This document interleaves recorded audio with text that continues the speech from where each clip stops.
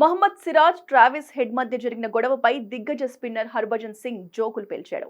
IPL 2025 season కోసం Travis head Hyderabad వచ్చినప్పుడు DSP హోదాలో అరెస్టు చేయాలని సిరాజ్కు హర్భజన్ సింగ్ సూచించాడు.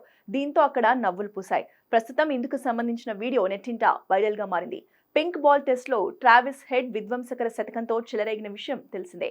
భారత బౌలర్ల సహనానికి పరీక్షగా నిలిచిన ట్రావిస్ హెడ్ ను మహమ్మద్ సిరాజ్ స్టన్నింగ్ యార్కర్తో క్లీన్ బౌల్ చేశాడు. అనంతరం ఆగ్రహంగా సంబరాలు చేసుకోగా ట్రావిస్ హెడ్ నోటికి పని చెప్పాడు. దీంతో మరింత ఆగ్రహానికి గురైన సిరాజ్ చెల్ పోబే పో అన్నట్లుగా సైగ చేశాడు. ఈ ఘటన తీవ్ర వివాదాస్పదమైంది.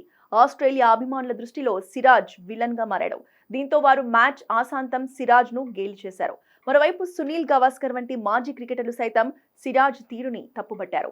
రెండో రోజు ఆట అనంతరం ఈ వివాదాస్పద ఘటనపై ట్రావిస్ హెడ్ స్పందించాడు. తాను బాగా బౌలింగ్ చేశావని సిరాజ్ ను మెచ్చుకున్నానని, అతను మాత్రం అపార్థం చేసుకున్నాడని అన్నాడు. సిరాజ్ రియాక్షన్ తనకు నచ్చలేదన్నారు. దీంతో సిరాజ్ పై భారత అభిమానులు కూడా ట్రోలింగ్ కి దిగారు. తాజాగా ట్రావిస్ హెడ్ వ్యాఖ్యలపై Siraj star sports host Harbhajan Singh తో కలిసి మాట్లాడాడు. ట్రావిస్ హెడ్ అబద్ధం చెప్పాడని స్పష్టం చేశాడు.